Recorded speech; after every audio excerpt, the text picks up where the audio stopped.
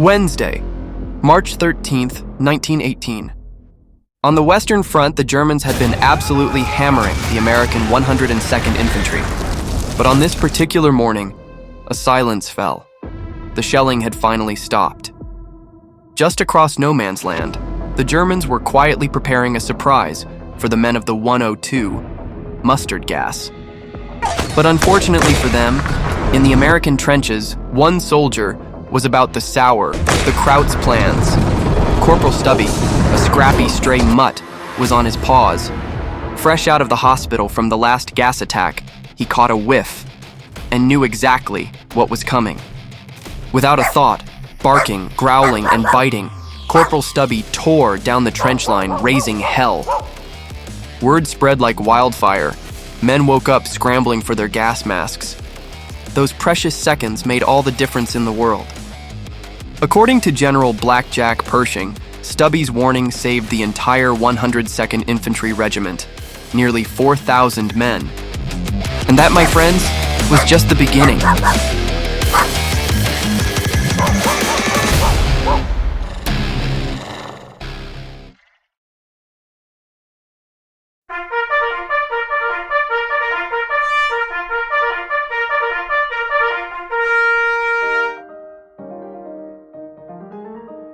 Sergeant Stubby's path to becoming the most decorated dog of World War I didn't start in an Army K-9 unit. It started in an alley. It's summer 1917, and a scrappy little mutt is wandering the streets of New Haven, Connecticut, dodging traffic, barking at strangers, and sniffing out scraps wherever he can find them. On one particular day, he stumbles into the Army training grounds at Yale University. The 102nd Infantry was grinding through drills in the summer heat, prepping to take the fight straight to the Kaiser's doorstep. Most of the guys were fresh volunteers.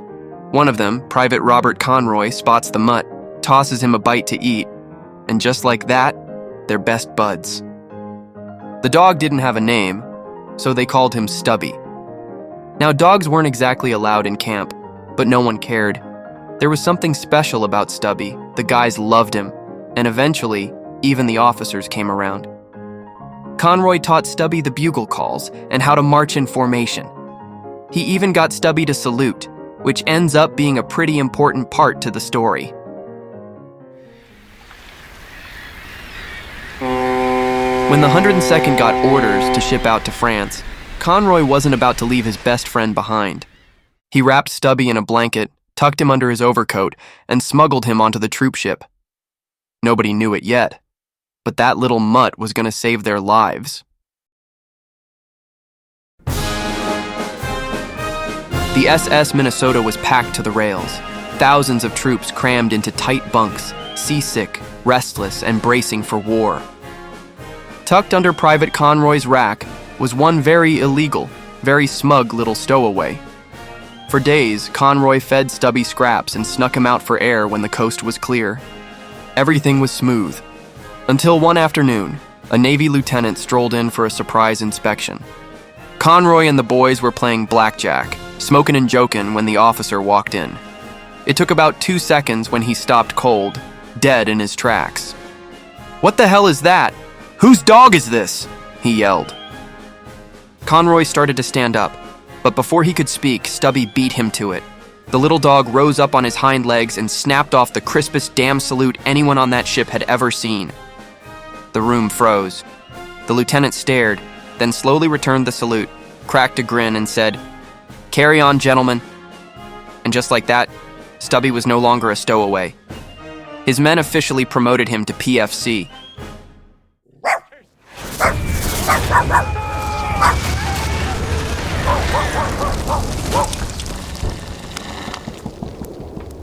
In February 1918, a scrappy stray named Stubby entered the trenches of Chemin des Dames, France, with the U.S. Army's 102nd Infantry 26th Division, the Yankees. He endured weeks of relentless artillery and gas attacks that shook even seasoned soldiers. Early on, Stubby was exposed to mustard gas, collapsing from lung injuries. He was evacuated, treated at a field hospital, and returned with a gas mask, now hypersensitive to the smell of poison gas.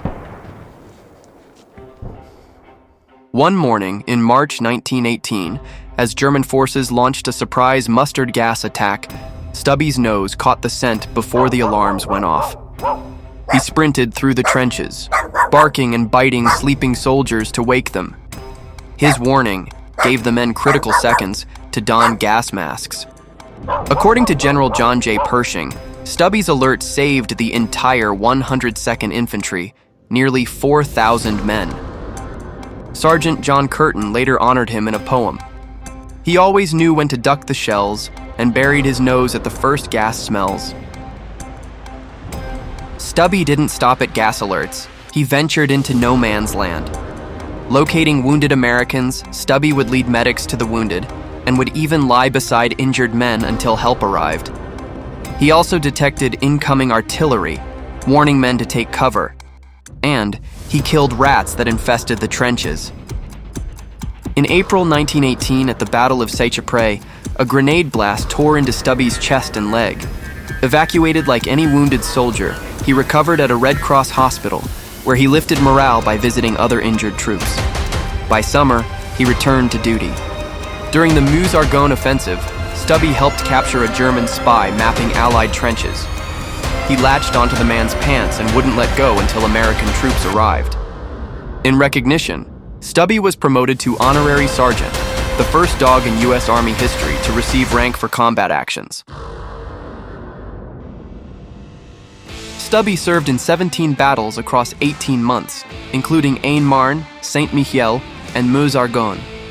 After Château-Thierry, local French women made him a custom chamois leather coat embroidered with Allied flags. As Stubby earned medals, including campaign ribbons, a wound stripe, and even a retroactive Purple Heart, his coat became a walking display of valor. After the war, Stubby returned to the U.S. as a hero. He led victory parades, met 3 presidents, and became a life member of the American Legion and the Red Cross. In 1921, General Pershing presented him a Humane Society Gold Medal in Washington, D.C., fastening it to his collar in a now famous photo. Among his honors, the French Médaille de Verdun, the Republic of France's Grand War Medal, and numerous U.S. campaign medals. Stubby became the mascot for Georgetown University's football team, entertaining crowds during halftime shows. He also raised funds for the Red Cross and promoted victory bonds. Stubby died peacefully in his sleep on March 16, 1926, around age 10. His death made national headlines. The New York Times obituary hailed him as, indisputably, a fighting dog.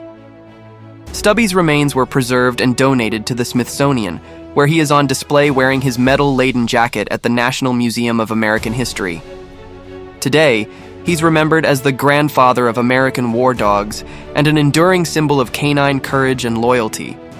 His story lives on in books, museum tributes, and even a 2018 animated film, Sergeant Stubby, an American hero. Nearly a century later, Stubby remains one of the most celebrated and beloved figures in U.S. military history, an ordinary dog who became an extraordinary soldier. If you made it this far, thank you. Seriously. My mission here is simple, to preserve and share the stories of American heroes like Sergeant Stubby. And since the YouTube algorithm doesn't always favor this kind of history, I'd be grateful if you shared Stubby's story and dropped a comment letting me know what you think. Was he the best boy in history? I've linked all the official sources in the description, including the book Stubby the War Dog, which was key to making this video. Thanks again for watching, and remember, not all heroes wear capes. Some wear gas masks and bite German spies in the ass.